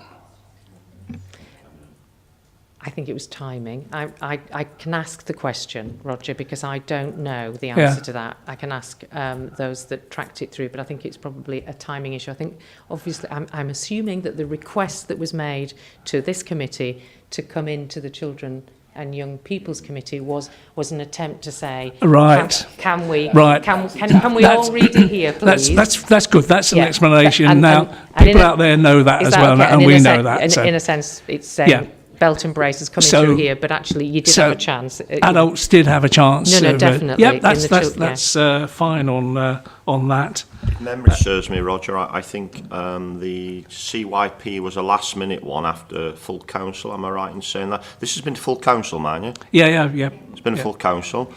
CYP, it was agenda for CYP, and a last minute, I think adults were invited, if I remember rightly, no? Because I know it wasn't in my diary to attend CYP as a joint committee to look at this. It was quite a long-standing invitation to adults. It was certainly some time in advance of CYP that was the diaried CYP. I'll check on that, because I remember sitting up here and there was something shoved under me about the CYP meeting for adults. You were invited to attend it. But I'll double check on that. And to be honest with you, we are here now where we are because we've requested to come here. And I think the criticism of the report is very fair. I think, but as we said previous within meetings, perhaps we are trying to rush things through because we need to make sure that we get things right. And sometimes you can't have it always, can you? You can take time in doing things, but this is not things we can take time with. We need to get this right. And that's probably following on from Kirkcraft, etc. from last year. It was a massive issue, and we need to make sure it's right. And that goes on down to you guys now with the inspectors tomorrow. Stop talking about that. Well, it's okay if you sit with the auditors like some of us did. Actually, you get that experience of sitting with people in there. It's quite interesting. Then you get the confidence. Thank you. So yeah, I hadn't finished yet. Can I? And I've done this plenty of times before. It would be lovely if we could have with reports that come to us, a single A4 sheet with a synopsis of what's in the report, what we should really be concentrating on from your point of view. We'll find out other things of our own. But if an A4 single sheet synopsis comes in, it means that the report writer knows what they're talking about and can be concise. We've got all that we need to dig further. I think it doesn't apply just to this committee. It applies to all committees, as far as I'm concerned. The other thing is, in the report, we've got some self-evaluation scores, And if I've got it right, we're looking at 5 areas of which we can score a maximum of 6. So if we'd done absolutely superbly well, we would have got 30 points. When you add up what our self-evaluation scores are, we've got 16, which is just over half. How concerned are you about that, especially if it goes, this report goes to people that are looking at our safeguarding? I think it's a really interesting question, because actually, if it was 30 out of 30, does that mean that everything and everybody in a Monmouthshire context is safe? I think the answer is no. So I do think we have to have a proportionate and sophisticated discussion about what good looks like, and in the context of, if 30 was good, would we all be assured and happy that everything was fine and nobody was ever going to be hurt? Because that's or harm. I've always likened safeguarding to a sort of, it's many shades of grey. I hate to use, it's a terrible analogy now, but also it used to be quite a good one, but it's not anymore. But also it's a balance of judgments, and so in a sense the self-assessment, as I said earlier, it's quite harsh, because it's saying we do know that there will always be things that will happen. So there's a little bit of an element around that. I mean, self-assessment scorings are quite tricky things to do. We could have come in here and gone, oh yes, it's 29 out of 30, and you'd go, would you be saying, oh, I'm happy, or would you be saying, actually, how? It's a very. But I think what I would want to say is there's a lot of thought goes into how you weigh and balance what you consider, and how you come out with something that is proportionate, really, and realistic.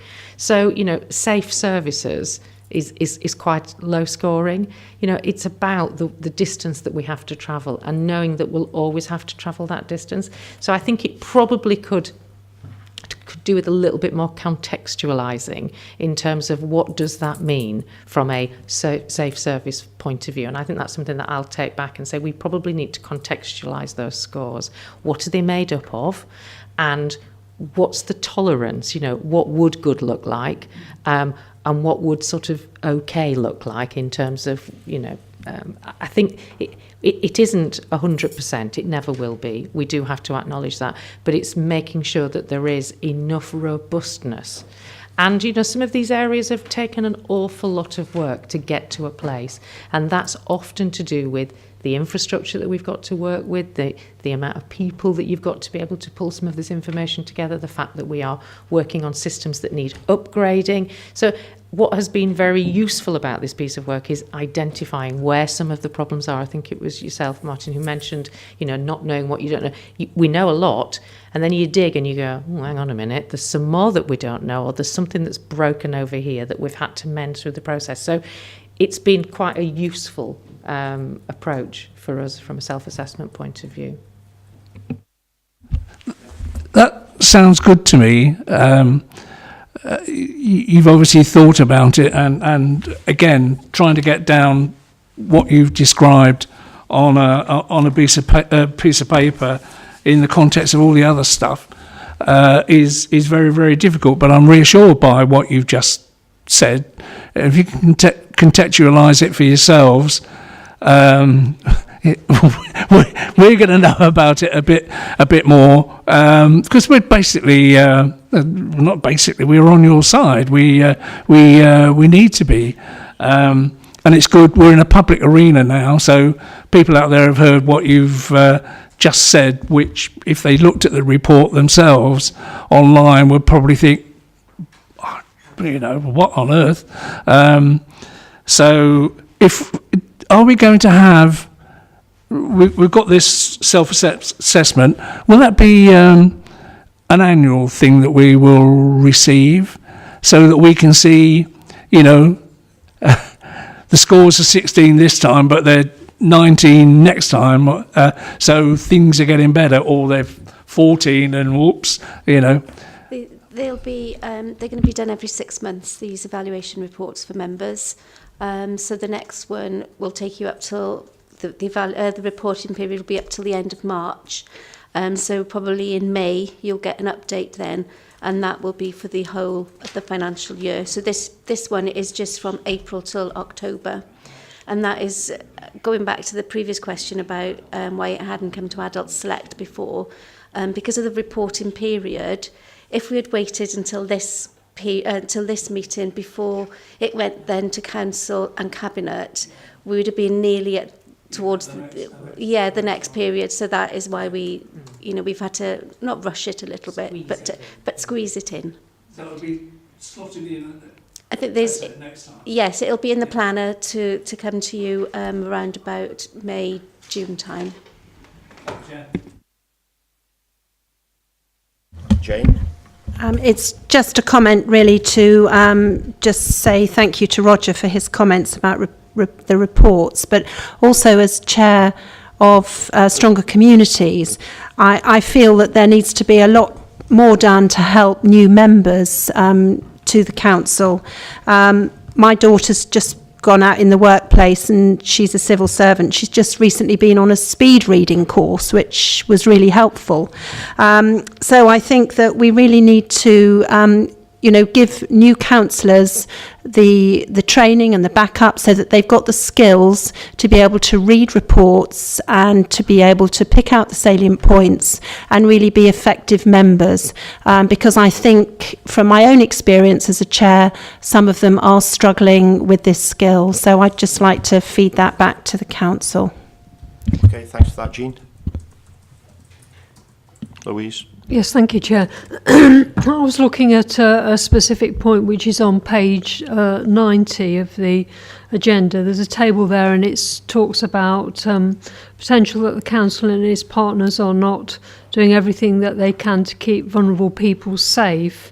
And then it talks about improved outcomes for vulnerable people, children. I presume there's supposed to be a comma between vulnerable people and children in that particular table. I think this aspect is important for adults because I presume this covers the commissioning of services like home care and so forth, and I'd like some reassurance about that particular area, because obviously that's an area which isn't necessarily people who are directly employed by the council, but it's important that the safeguarding measures are there. And I think I've read through masses of reports and something came up about that that I've got a vague recollection of.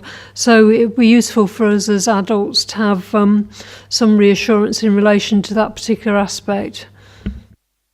Thank you, Councillor Brown. In relation to that, again, as part of the whole authority safeguarding group, it's been one of the areas of inquiry that has led us down a path, really. As part of my role, I manage the commissioning team, and the commissioning manager, Kerry York, is responsible and has been responsible for ensuring that we've got robust approach to this from a safeguarding perspective. Now, from an adult's perspective, that's always been part and parcel of our approach to contracting, but having the whole authority safeguarding group been able to look at that in a little bit more detail, and actually Kerry has been, because she's got experience of doing this, has been helping other parts of the council. So it's not just about an adult's agenda, it's about all contracting across the council. So they've been working on a set of standards for contracting that will actually, if you like, comply with being able to make sure that we are more effective at ensuring that safeguards are in place through all of our contracting arrangements. I don't believe it's referenced in this report. From memory, I don't think it is, but it's an active piece of work that's ongoing, and I'd be more than happy when that's concluded to bring that into an adults arena for further discussion linked to the safeguarding update. So perhaps if we could schedule it in for the May report, we can give you an update on where we are with the I hate the word compliance, but the compliance around safeguarding with contractors, but across, not just in adults, it was across the whole council. Okay. Any more questions? Right, Martin. I wonder if I could just come back to the self-assessment issue. We're working now much more closely with the other authorities in South East Wales around safeguarding, and presumably all of the local authorities that we partner with are undertaking self-assessments. In a previous life, when I was inspecting in schools, and schools were making self-assessment judgments, and indeed I was making judgments, it was on very clear criteria. If it's a grade 1, you will see this. If it's grade 2, you will see this. Now, my concern is you've not mentioned clear criterion on which a judgment is made, and I'm just concerned that when we compare ourselves with others in our family of authorities, some might be rather more generous in their self-assessment than we are. I can't answer for other authorities, and you're right, we have many, shared arrangements, etc. This is an approach that we've taken, and I think it's worth, I need to go back and revisit the criteria in terms of what it, because I think it'd be useful for us to expose that. Because it is very much a self-assessment for Monmouthshire, and it isn't intended to be read across the rest of the region at this moment in time. It's not to say that it couldn't in the future, but this has been very much about, in a sense, benchmarking ourselves against ourselves as a council. So, but I'm more than happy to look at the. I accept these things are very difficult when you have to have you have to have the criteria on which to measure. But you're right. You can not skew, but there is a judgment call about does it fit in this box or does it fit in that box. And I suppose the other thing is if there isn't a self-assessment, what are is that attempt to get a measurement that we are all comfortable with, and we probably need to unpick that a bit to say what is it measuring and to what extent is it being measured and what's the evidence against that. I completely accept that does need to be fleshed out. This is an iterative piece of work for us, in terms of taking the whole council forward across each of these areas. And like I said before, work is at different stages of development, and I think that's a relevant point to be certainly describing that to inspectors as well, which is, we're on a journey, we're not at the end of it, we're part way through and we're learning as we go. But I take your point, and I think very well made. Okay. Any more questions? Louise, did you signal to come back in there? I'm not too sure after your question. Did you want a supplementary? Well, no, not really. I mean, it would be useful to know how a little bit more about how you practically monitor it. If you've got sort of systems or tables in relation to the people who you actually commission work, and I don't think that was. You gave a fairly general answer, but there wasn't any sort of, how do they actually make sure that their staff have got proper DBS checks and so forth, and how regularly do they monitor it and that sort of thing. So although I had a general answer, I didn't have a more specific as to how it's actually monitored in practice and how that could be passed on to other areas of the council. Thank you. Okay. Right. No, you're fine. No. Right, I'd just like to ask one question here, and I know somebody who, if he is watching, will cringe. Why were members never DBS'd? And I'll give you an instance there. I sat through training last week at full council, and we've always used the assumption that all 43 of us are governors. I don't have a DBS for this authority now, because I'm not a governor of a school anymore. Should that have made any difference? Because I thought I go into people's homes, and I'll go from the training last week. We're in contact with children, we're in contact with families. I don't have a DBS as a Monmouthshire County Councillor. Why not? Because this was a discussion we had a few years ago now, and there's not many, maybe Ruth, Roger. Actually, and I think it was Councillor Marshall brought this up, and it was never resolved. Could we have a look at that, please? Because it's something been jiggling in my mind for many, many months. You can answer that, yes. We're probably the only council within. Well, I know we're the only council within South East Wales that. Oh, sorry. Sorry. We're the only council in South East Wales that check their governors for DBS, and yes, and because it's not a legal requirement, and so every member here who is a governor should have a DBS, a Monmouthshire DBS. In relation to being members, The criteria for DBS changed a while ago, and is criteria that's set by the Home Office, and they will only check certain people, and it's about having regular contact and supervision with vulnerable adults and children and young people. So if we put into the, you can check it online. If you go onto the DBS website, you can check as to go through the questions and to see whether you should have a DBS, and it will come up as no, because you're not having the regular contact with vulnerable adults or children that DBS feel that that a DBS certificate should have. But so would it's that not be Monmouthshire's in the policy. interests as a council, though? And I'll just give an average. 50% of us are not governors, and 50% of us may or not be in contact with children because we're not with the local school. But I'll assure you, I walked into somebody's house 3 nights ago with children there on council business. I'm just, the point I'm making is for the cost it would cost to do that is very minimal about us ticking another box at going to a next level. I thought we wanted to be one of the best at delivering, or try to be.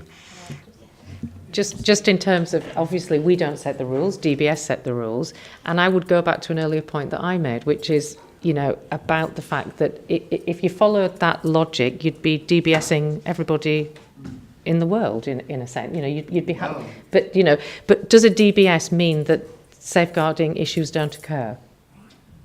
Because that's part of the wider issue in terms of, and, you know, that the categories are set.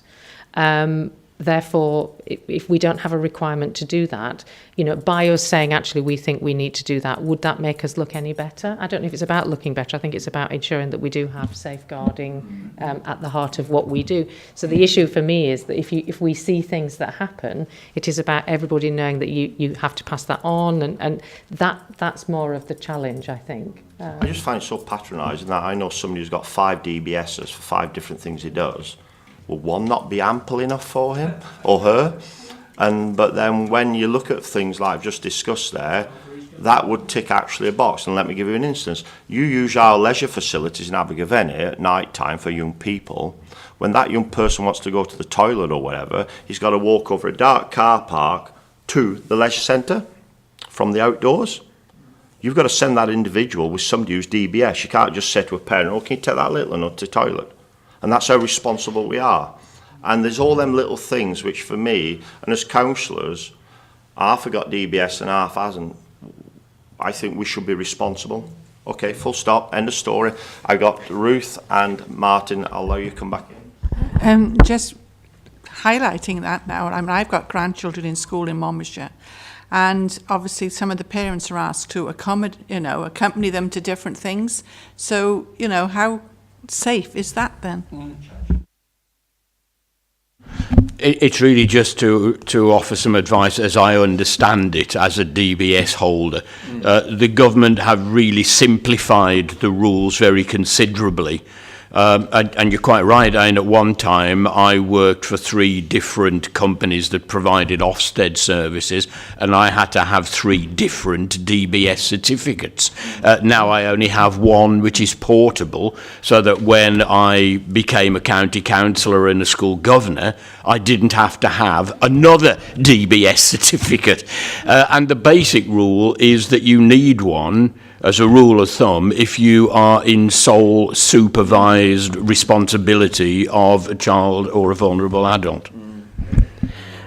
Fascinating, because I've just filled in 2 DBS forms for 2 separate primary school governing bodies that I'm on. So what's going on? You only end up with 1 certificate. Well. Okay, I get your point and I get your point. Jane? I think you raise a very important point, Chair, and I think certainly I've had to change my behaviours as a councillor over the last few years. And whereas, you know, to protect ourselves, I now tend to meet people in a neutral place. If I can get them to the library where I know that there's somebody else in attendance, I will do that. And I think also after the tragic Joe Cox case, you know, we've had to rethink how we go about our lives as councillors. So I think that perhaps we need to revisit this in the future, and that, you know, we need to give help and advice to councillors, because I've certainly had to amend, you know, the way I go about my role as a councillor. Thanks for that, Jane. Any more questions? Okay, let's just take the...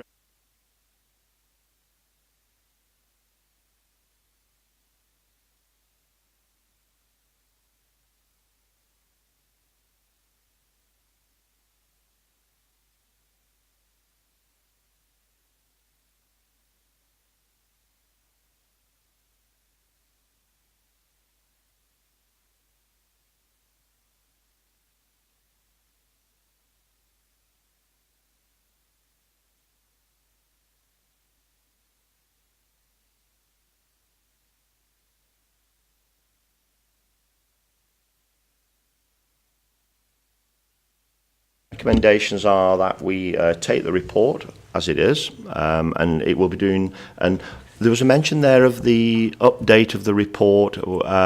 This is an ongoing document.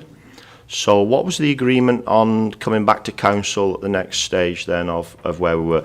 The report that CYP or the inspector tomorrow, there will be a report for that for CYP or whatever that portfolio the inspector is going to challenge us on.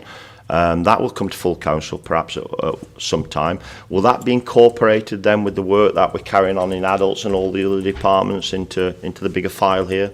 It will. And that will come back to full council? Okay. But that's ongoing then, isn't it? When, as select committee of adults, would you like to see the next report from officers? But that's including what's happening now. Well, if the next reporting period ends in March, and obviously Kath will need to collate all of that stuff, I'd say as soon as possible after the end of the next reporting period. Would you like, and this is the thing I'm going to ask now, and I'll make it public record, instead of us doing rounds of circles, going here and going there and going everywhere, and I've noticed it went to Cabinet, it went to full council, it went to CYP, it's doing a... Would it not be within our interest to make a recommendation there that actually we have a full session as a council? Because some people can't go to one, some people can't go to another, and you're talking about probably 3 or 4 meetings here. Can we give that some thought of, are we better having one open session in doing it, or split it between 2 instead of 4, let's say? Well, I'm thinking of that as well. I'm thinking timescales for everyone here. Would that be a recommendation that we give some more thought how we present these reports on this matter of adults and CYP safeguarding, and we can have a different avenue that we take it down, a better avenue. Okay. I think it's vitally important that members that are not on CYP and adults, it's vital. They should know. Or would you be better saying that we leave it as it is, and any reports coming, adults or CYP, it will be joint and that will be it? I suppose you've got a couple of options. You could say joint, but I'm just thinking of your point, Roger. Yeah, and then in a sense, we're trying to say... Should be all members. It is everybody. Sorry, we'd be happy to do that. It'd be all members reports then. Ruth?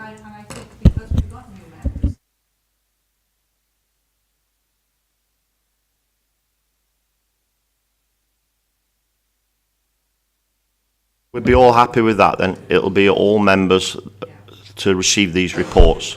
Okay? Right, thank you both. Right, we have the forward work plan. Everybody happy with that? Yep, thank you. Good luck tomorrow. And then we got the council cabinet work plan. Everybody happy with them too? And don't forget, members, we're back in here in 2 weeks. On Thursday, is it? Yes, 2 weeks on Thursday.